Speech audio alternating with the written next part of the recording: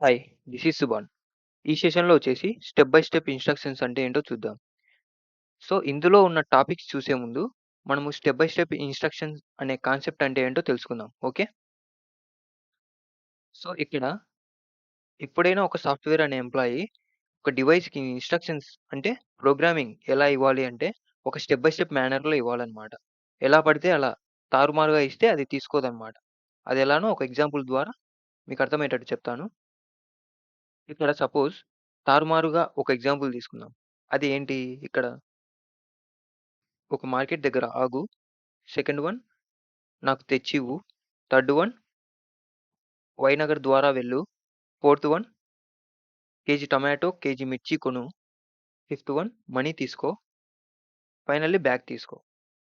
ఇది ఎలా ఉందంటే తారుమారుగా ఉంది. అప్పుడు డివైస్‌కి ఏం అర్థమవుతుంది?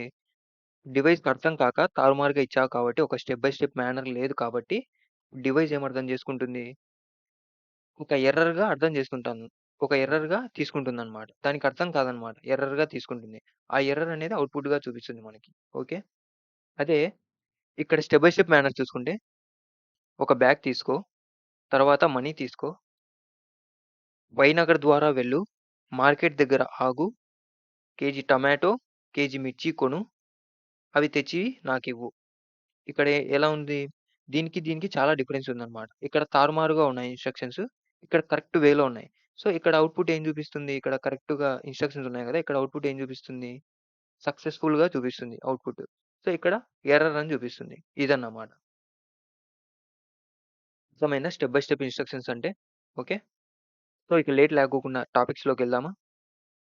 ఒకవేళ మీరు కొత్త వ్యూవర్ అయితే లైక్ చేయండి, షేర్ చేయండి, సబ్స్క్రైబ్ చేయండి. పక్కనున్న బెల్ సింబల్‌ని టచ్ చేసి ఆల్ ప్రెస్ చేసి పెట్టుకోండి. ఇక స్టార్ట్ చేద్దామా? సో, ఈరోజు నేను చెప్పబోయే టాపిక్స్ ఏంటంటే డిఫైనింగ్ ఏ వేరియబుల్, తర్వాత వేరియబుల్ అసైన్‌మెంట్, తర్వాత ఆర్డర్ ఆపరేషన్స్. సో, ఈ ఆర్డర్ ఆఫ్ ఆపరేషన్స్ అంటే ఏంటో చూద్దాం. ఓకే. Defining a variable. మీరిక్కడ చూస్తున్నారు కదా ఎగ్జాంపుల్. సో, ఇక్కడ ఏంటి అంటే ఏ అనే వేరియబుల్‌కి 5 అనే వాల్యూని స్టోర్ చేసాం. ప్రింట్ ఆఫ్ డబుల్ క్వోట్స్ మధ్య ఏ పెట్టాం. అప్పుడేం ప్రింట్ అవుతుంది? అవుట్‌పుట్ ఏ అని వస్తుంది. ఎందుకు? మనం ఏ అనే స్ట్రింగ్‌ని డబుల్ క్వోట్స్ మధ్యలో పెట్టామన్నమాట. ఓకే. డబుల్ క్వోట్స్ మధ్యలో పెడితే ఏమని చెప్పాను? సో, డబుల్ క్వోట్స్ మధ్య ఏం పెట్టినా అదే అవుట్‌పుట్‌గా మనకిస్తుందని చెప్పానన్నమాట. సో, ఇక్కడ ఏ పెట్టాం, ఏ అవుట్‌పుట్‌గా ఇస్తుంది. మనకు 5 ప్రింట్ కావాలంటే ఇక్కడ చూడండి. ఏ అనే వేరియబుల్‌కి 5 అనే వాల్యూని స్టోర్ చేసాం. ఇక్కడ ప్రింట్ ఏ అని ఇచ్చాం. డబుల్ క్వోట్స్ ఇచ్చామా? లేదు. సో, అందుకే ఏ అనే వేరియబుల్‌లో 5 అనే వాల్యూని స్టోర్ చేసాం కాబట్టి అవుట్‌పుట్‌గా మనకు 5ని చూపిస్తుంది. సో, అర్థమైందా? ఇదొకసారి ప్లే గ్రౌండ్‌లో ట్రై చేసి చూద్దామా? ఇప్పుడు నేనేమిస్తాను? ఏ అనే వేరియబుల్‌కి 5 అనే వాల్యూని స్టోర్ చేస్తాను. ఇక్కడ నెక్స్ట్ మనకు ఏ అనే వాల్యూ ఏలో ఉన్న సో, ఏలో స్టోర్ అయిన నాకు 5 అనే వాల్యూ ప్రింట్ కావాలి. నేనేం చేస్తాను? ప్రింట్ డబుల్ క్వోట్స్ ఏ అని పెడతాను. అప్పుడు రన్ కొడతాను. ఏం ప్రింట్ అవుతుంది? ఏ అని ప్రింట్ అవుతుంది. ఓకేనా? చూడండి. ఏ అని ప్రింట్ అవుతుంది. ఎందుకు? డబుల్ క్వోట్స్ మధ్య ఇచ్చాను కాబట్టి. అదే ఇక్కడ నాకు 5 ప్రింట్ కావాలి కరెక్ట్‌గా అని అంటే ఇక్కడ ఏ మాత్రమే ఇవ్వాలి. డబుల్ క్వోట్స్ ఇవ్వకూడదు. ఇప్పుడు రన్ కొడదాం. 5 ప్రింట్ అవుతుంది. చూసారా? 5 ప్రింట్ అవుతుంది. ఓకేనా? ఇదన్నమాట. ఇక్కడ ఇంకొకటి చూసుకుందాం ఎగ్జాంపుల్. సో, నేనిక్కడ చెప్పాను కదా! అనేసి కొంతమంది అది ఫాలో అయ్యి ఇలా రాస్తారనమాట. టికెట్ ఈక్వల్ టు 40 తర్వాత slash hyphen print of ticket. ఇలా ఇస్తే ఏమవుతుంది? మీరు చెప్పినట్టుగానే రాసాం గదా! రాంగ్ వచ్చింది అని అంటారు. సో, ఇక్కడ ఏంటి అంటే మీరు 40 అనే వాల్యూని ఇవ్వలేదు. తర్వాత 40 తర్వాత స్పెషల్ క్యారెక్టర్స్ కూడా ఇచ్చారు. ఈ స్లాషు, హైఫన్ అనేటివి స్పెషల్ క్యారెక్టర్స్ అన్నమాట. ఇవి ఏంటి అంటే స్ట్రింగ్ సో, ఇవి ఏంటి నేనేం చెప్పాను? స్ట్రింగ్‌లోకి వస్తాయి. సో, ఇవి కూడా మనకు అవుట్‌పుట్ రావాలి అంటే డబుల్ కోట్స్ మధ్య పెట్టాలి. ఓకేనా? అట్లా పెట్టలేదు కాబట్టి సింటాక్స్ ఎర్రర్ వచ్చింది. ఇక్కడ చూడండి. కరెక్ట్ ఇదేంటి కరెక్ట్ వేలో చూద్దామా? Ticket equal to double quotes 40 forward slash hyphen print of ticket. ఇక్కడేమొచ్చింది అవుట్‌పుట్ 40. ఓకేనా? అదే ఇక్కడ టికెట్ మీరు డబుల్ క్వోట్స్ మధ్యలో పెడితే ఏమొస్తుంది? టికెట్ అని ప్రింట్ అవుతుంది. ఓకేనా? ఇది కూడా ఒకసారి ట్రై చేద్దామా ప్లే గ్రౌండ్‌లో? సో, ఇక్కడ చూడండి నేనేమిస్తాను? టికెట్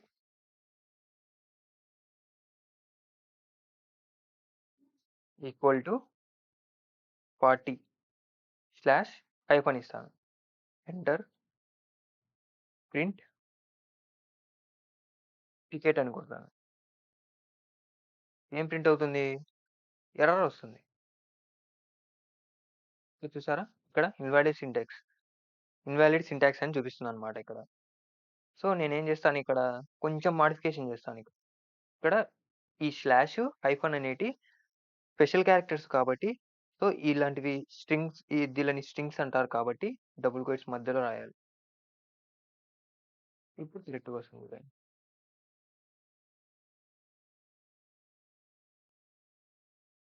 ఓకేనా? ఇదన్నమాట. అర్థమైందా? నెక్స్ట్ ఇక్కడ చూడండి. కొంతమంది చాక్లేట్ ఈక్వల్ టు 60 రూపీస్ అని రాస్తారనమాట. 60 రూపీస్ అని ఇస్తారు. చాక్లేట్ అనే వేరియబుల్‌లో 60 రూపీస్ అనే వాల్యూని స్టోర్ చేశారు. ఇక్కడ ఆర్ఎస్ అంటే ఏంటి? ఇది కూడా స్ట్రింగే. సో, అందుకే ఇక్కడ ప్రింట్ ఆఫ్ చాక్లేట్ ఇచ్చారు కాబట్టి సింటాక్స్ ఎర్రర్ వచ్చింది. అదే కరెక్ట్ వేలో చూసుకుందామా? ఈ కరెక్ట్ వేలో చూసుకుంటే చాక్లేట్ ఈక్వల్ టు 60 రూపీస్‌ని మనం డబుల్ క్వోట్స్ మధ్య పెట్టామన్నమాట. అప్పుడేమవుతుంది? ప్రింట్ ఆఫ్ చాక్లేట్ ఇస్తే కరెక్ట్‌గా వాల్యూ అవుట్‌పుట్ వస్తుంది. ఓకేనా? ఇక్కడ కోడ్ నెక్స్ట్ ఇంకొక తప్పు చేస్తారన్నమాట. చాక్లేట్ ఈక్వల్ టు 60 రూపీస్ అని కరెక్ట్‌గా పెడతారు. అన్ సో, ఇక్కడ చాక్లేట్ అనే వేరియబుల్‌లో 60 రూపీస్ అని ఇస్తారు. ఇచ్చిన తర్వాత ప్రింట్ ఆఫ్ చాక్లేట్ అని ఇచ్చి డబుల్ క్వోట్స్ మధ్యలో పెడతారు. అప్పుడేమవుతుంది? ఇన్వాలిడ్ సింటాక్స్ అని వస్తుంది. సో, ఒకసారి ప్లే గ్రౌండ్‌లో ట్రై చేసి చూద్దామా?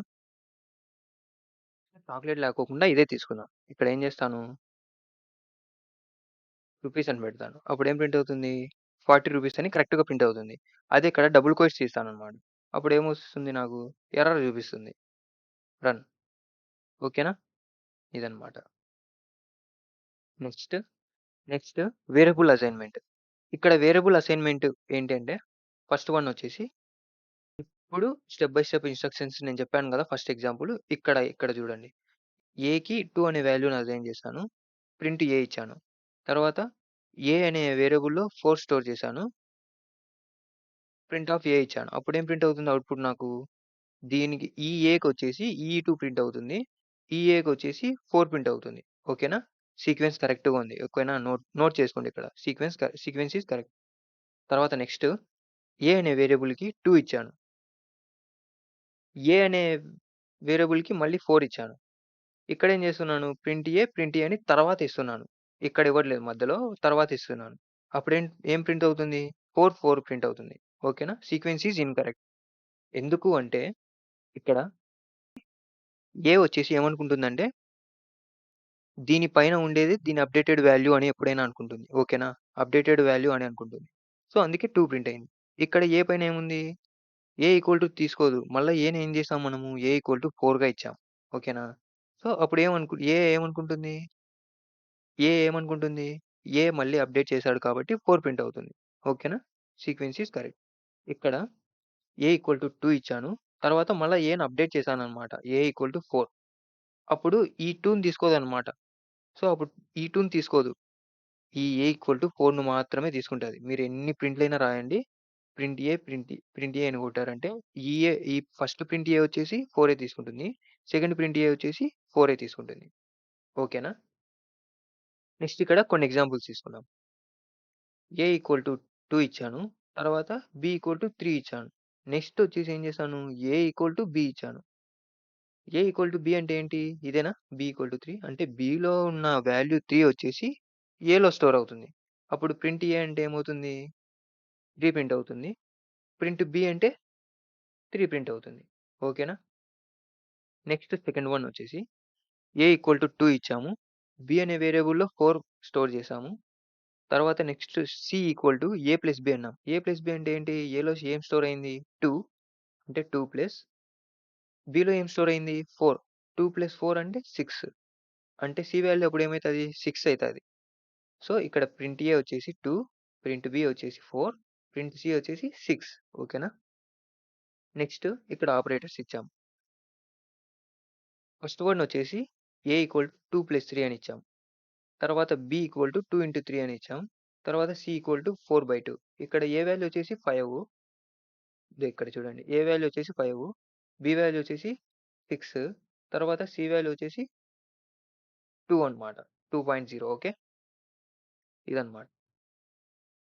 సో, ఇక్కడ నేను చెప్పాను గదా! ఇదొకసారి ప్లే గ్రౌండ్‌లో ట్రై చేసి చూద్దామా? Sequence incorrect, correct. సో, నేనిక్కడ ఏం చేస్తానంటే ఏ ఈక్వల్ టు 2 ఇచ్చానన్నమాట. Next print a. Next a equal to మళ్ళీ అప్డేట్ చేస్తున్నానన్నమాట. 3 ప్రింట్ ఆఫ్. సో, ఇప్పుడు ఏం ప్రింట్ అవ్వాలి? 2, 3 ప్రింట్ అవ్వాలి. ఓకేనా? సో, 2, 3 ప్రింట్ అయింది. చూడండి ఇక్కడ. 2, 3 ప్రింట్ అయింది. అదే ఇక్కడ నేనేం చేస్తాను? సో, ఏ అనేది ఒకటే ఉంది. అప్పుడేమైతుంది? ఈ 2 ప్రింట్ ఏలకి 2నే తీసుకుంటుంది. 2 ప్రింట్ ఏలకి 2నే తీసుకుంటుంది. ఓకేనా? చూడండి ఇక్కడ. 2, 2 ప్రింట్ అయింది. అదే నేనిక్కడ ఏం చేస్తాను? ఈ ఏను అప్డేట్ చేస్తాను. ఏ ఈక్వల్ టు 5 ఇస్తాను. అప్పుడేం ప్రింట్ అవుతుంది? 2 5లే ప్రింట్ అయితుంది. ఎందుకు? ఈ ఏల పైన ఏదైతే అప్డేటెడ్ వాల్యూగా ఉందో అదే తీసుకుంటుంది. ఓకేనా? సో, ఇది. నెక్స్ట్. సో, మీరిక్కడ తెలుసుకోవాల్సిందేంటి నెక్స్ట్? ఏ అనే వేరియబుల్‌లో 2 అసైన్ చేసాము. తర్వాత ప్రింట్ ఏ అని ఇచ్చాం. నెక్స్ట్ ఏమిచ్చాము? మళ్ళా ఏ అనే వాల్యూని అప్డేటెడ్‌గా ఇచ్చాం. ఏ ఈక్వల్ టు ఏ ప్లస్ 1 ఇచ్చాం. ప్రింట్ ఏ అని ఇచ్చాం. ఫస్ట్ ప్రింట్ ఏకి ఏమని ప్రింట్ కావాలి? 2 ప్రింట్ కావాలి. ఎందుకంటే దీనిపైన అప్డేటెడ్‌గా ఇది ఉంది కాబట్టి. సెకండ్ ప్రింట్ ఏకి ఏం ప్రింట్ అవ్వాలి? దీనిపైన అప్డేటెడ్‌గా ఏముంది? ఏ ఈక్వల్ టు ఏ ప్లస్ 1. ఏలో ఏం స్టోర్ అయింది? 2 స్టోర్ అయింది. So, A equal to 2 + 1. 2 + 1 అంటే 3. ప్రింట్ ఏకొచ్చేసి 3. ఓకేనా? నెక్స్ట్ ఇక్కడ చూడండి. కొంతమంది తప్పు చేస్తూ ఉంటారు. నేను ప్రింట్ ఏ ఇస్తాననమాట. ఇక్కడ ప్రింట్ ఏ ఈక్వల్ టు 2 అని అన్నీ కరెక్ట్‌గా ఇచ్చి ప్రింట్ ఏ ఇస్తారు. కానీ ఇండెంటేషన్ ఎర్రర్ అని వస్తుంది. ఎర్రర్ అని వస్తుంది. అది కొంతమందికి అర్థం కాదనమాట. సో, ఇక్కడ ఏంటి అంటే ఇక్కడ ఒక స్పేస్ ఇస్తారనమాట. ఈ స్పేస్ ఇవ్వడం వల్ల ఇండెంటేషన్ ఎర్రర్ అని వస్తుంది. సో, ఎప్పుడైనా ఇండెంటేషన్ అని ఎర్రర్ చూపించిందంటే అది స్పేస్‌కు సంబంధించే అన్నమాట. మీరెంత పెద్ద కోడ్ అయినా కానివ్వండి, ఎక్కడైనా ఇండెంటేషన్ ఎర్రర్ అని చూపించిందంటే అదొక స్పేస్‌కు సంబంధించి ఎర్రర్ అన్నమాట. ఇక్కడ ఒక స్పేస్ వచ్చినా కూడా ఎర్రర్ తీసుకుంటుంది. ఇండెంటేషన్ ఎర్రర్ అని మనకు అవుట్‌పుట్ చూపిస్తుంది. ఓకేనా? సో, ఇదొకసారి ట్రై చేసి చూద్దామా ప్లే గ్రౌండ్‌లో? నేనిక్కడ ఏం చేశాను, ఇక్కడ తీసేద్దాం ఇది ప్రింట్ ఏ తీసేద్దాము. ప్రింట్ 5 తీసేద్దాం. ఇక్కడ రన్ కొడదాం. కరెక్ట్‌గా వస్తుంది అవుట్‌పుట్ 2 అని వస్తుంది. నేను ఇక్కడ ఏం చేస్తాను, ఒక స్పేస్ ఇస్తాను. అప్పుడేం ప్రింట్ అవుతుంది? చూసారా? Indentation error. Unexpected indent. So, indentation error అంటే ఏంటి అంటే, మనం ఎప్పుడైనా సింటాక్స్ ముందు స్పేస్ అనేది ఇవ్వకూడదు. ఇచ్చాము అంటే ఇండెంటేషన్ ఎర్రర్ అని చూపిస్తుందన్నమాట. సో, నేను ఇప్పుడు ఇక్కడ స్పేస్ తీసేస్తాను. ఓకేనా? ఇప్పుడు చూడండి. ఓ ఓకేనా? సో, కొంతమందికి ఇంకో డౌట్ గూడా వస్తుంది. ఇక్కడ ఏ ముందర స్పేస్ ఇస్తే ఏమవుతుంది అని. ఇక్కడ కూడా ఇచ్చినా కూడా ఎర్రర్ వస్తదన్నమాట. చూద్దామా? చూడండి. Indentation error. ఓకేనా? ఇదో ఇక్కడే చూపిస్తుంది. Line 1 A equal to 2 indentation error అని. సో, దీని ముందర ఇండెంటేషన్ ఎర్రర్ ఉంది కాబట్టి దీన్ని రిమూవ్ చేస్తే సరిపోతుంది. ఇప్పుడు రన్ కొడదాం. సో, ఓకేనా? నెక్స్ట్. ఇక్కడ మీకు ఫైనల్లీ అర్థం కావాల్సింది ఏంటి అంటే, ఫస్ట్ వన్ వచ్చేసి sequence is important for instructions. మీకేంటి ఒక స్టెప్ బై స్టెప్ మేనర్‌లో రాయాలని చెప్పాను కదా! ఒక ప్రోగ్రాము. సో, ఇలా స్టెప్ బై స్టెప్ రాయాలి అనేది మీకొకటి అర్థం కావాలి. నెక్స్ట్ వచ్చేసి if you give any space before syntax it's become error. So, ఏందంటే ఒక సింటాక్స్ ముందర కానీ, ఏదైనా మనం ఒక స్పేస్ 1 గాని, 2 గాని ఇచ్చామంటే అది ఇండెంటేషన్ ఎర్రర్‌గా మారుతుంది. సో, ఎర్రర్‌గా మారుతుంది. ఇదన్నమాట. ఓకేనా? Next order of operations. మీకు ఆల్రెడీ తెలిసే ఉంటుంది కొంతమందికి బోర్డ్ మాస్ అంటే ఏంటో. బోర్డ్ మాస్ అంటే brackets, order, division, multiplication, addition, subtraction. So, కొన్ని ఉంటాయన్నమాట. కొన్ని పెద్ద పెద్ద ఎక్స్‌ప్రెషన్స్ ఉంటాయన్నమాట. అది ఎక్కడి నుంచి ఎలా చేయాలనేది కూడా కొంతమందికి అర్థం కాదు. అదెలా చేయాలంటే ఒక సీక్వెన్స్ టైప్‌లో వస్తారన్నమాట. బోర్డ్ మాస్ అంటే ఫస్ట్ బ్రాకెట్స్ లోపలుండేటివి జేస్తారు. తర్వాత నెక్స్ట్ వచ్చేసి ఆర్డర్. ఈ రూట్ ఎక్స్ టైప్ లాంటివి గాని, ఎక్స్ స్క్వేర్ టైప్ లాంటివి గాని, తర్వాత డివిజన్ టైప్‌లో గాని, తర్వాత మల్టిప్లికేషన్ కానీ, అడిషన్ కానీ, సబ్‌ట్రాక్షన్ కానీ ఇలా చేస్తారనమాట. సో, దీన్ని బోర్డ్ మాస్ అంటారు సింపుల్‌గా. సో, దీన్ని సింపుల్‌గా బోర్డ్ మాస్ అని పిలుస్తారు. సో, అవి ఎలా ప్రాక్టీస్ చేయాలో కొన్ని ఎగ్జాంపుల్స్ చూద్దామా? ఇక్కడ చూడండి. ఫస్టు ఈ ఎక్స్‌ప్రెషన్ వేరు. చూడండి. ఇక్కడ ఈ ఎక్స్‌ప్రెషన్ చూసారా? ఈ ఎక్స్‌ప్రెషన్ ఉంది. సో, ఈ ఎక్స్‌ప్రెషన్‌ని 10+4 చేయాలా? లేదా 4+2 చేయాలా? అని కొంతమందికి డౌటొస్తుంది. అలాంటప్పుడు మనం బోర్డ్ మాస్ అనేది వాడతాం. ఈ బోర్డ్ మాస్‌లో ఫస్ట్ వచ్చేదేంటి? బి. అంటే బ్రాకెట్స్. బ్రాకెట్స్ అంటే బ్రాకెట్స్‌లో ఉన్నవి మనము చేస్తామనమాట ఫస్ట్. 4+2. 4+2 చేస్తే ఏమవుతుంది? 6 వస్తుంది. 10 ఇంటూ 6 ఎంత? 60. నెక్స్ట్ వచ్చేసి ఆర్డర్. ఆర్డర్ అంటే ఏంటి? రూట్ ఎక్స్ కానీ, ఎక్స్ స్క్వేర్ గాని ఇలాంటివి మనం చేస్తామనమాట. ఓకేనా? ఇక్కడ రూట్ 4 అంటే ఏంటి? 2. అంటే 5+2 అంటే 7. ఓకేనా? Next division. ఇట్లా బోర్డ్ మాస్‌లో ఫస్ట్ వచ్చేదేంటి? అలా చేసుకుంటూ వెళ్తామనమాట. ఓకేనా? నెక్స్ట్ వచ్చేసి మల్టిప్లికేషను, అడిషను, సబ్‌ట్రాక్షను. ఇలా చేసుకుంటూ వెళ్తామనమాట. మీకు అర్థం కానీకి ఇలా కలర్‌లో పెట్టాను. మీరు చూసుకోండి. ఓకేనా? ఎందుకంటే వీడియో లెంతీ అవుతుంది. మళ్ళీ నేను చెప్తే. ఓకేనా? నెక్స్ట్. సో, ఈ సెషన్‌లో మనం కవర్ చేసిన టాపిక్స్ ఏంటంటే, డిఫైనింగ్ ఏ వేరియబుల్ అంటే ఏంటో చూసాము. తర్వాత వేరియబుల్ అసైన్‌మెంట్ అంటే ఏంటో చూసాము. Order of operations. ఒక ఎక్స్‌ప్రెషన్‌ని బోర్డ్ మాస్ వాడి ఎలా చేయాలో కూడా మనం చూసామనమాట. సో, ఇక్కడ కొంతమందికి డౌట్స్ వస్తున్నాయి. సో, వాళ్ళేంటంటే ఇక్కడ కింద కామెంట్‌లో అయినా ఇవ్వండి డౌట్స్. సో, ఇది కామెంట్‌లో అయినా ఇవ్వండి. లేదా నేను వాట్సాప్ నంబర్ ఇస్తాను కింద డిస్క్రిప్షన్‌లో. సో, దాంట్లో అయినా నాకు మెసేజ్ చేయండి. మీకు డౌట్ క్లారిఫై చేస్తాను. ఓకేనా? సో, మీకు ఇది అర్థం కాకపోతే మళ్ళీ చూడండి. ఒకసారి చూస్తే అర్థం కాకపోవచ్చు. Daily half an hour practice చేయండి. ఓకేనా? Thank you for watching. See you in next video. By.